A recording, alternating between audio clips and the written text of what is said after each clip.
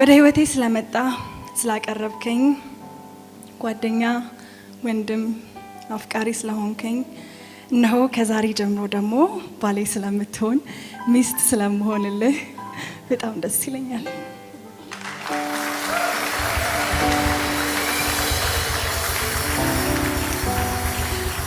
ከዚህ በኋላ ላለው የትዳር ህይወት አንተ ጌታ ኢየሱስ ቤተክርስቲያንን እንደወደደ ልትወደኝ እኔም ቤተክርስቲያን ለክርስቶስ እንደምትገዛ ልገዛልህ የሚያስችለንን ጸጋ አሁን አሎክ ይደረግልናል።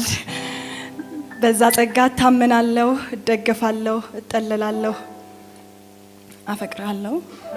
እያፈቀርኩህ እንድኖር ደግሞ ከፍቅር ምንጩ ጌታ ኢየሱስ ጋር ያለኝን ህብረት አጥብቄ ልይዝ ቃል እገባልሃለሁ።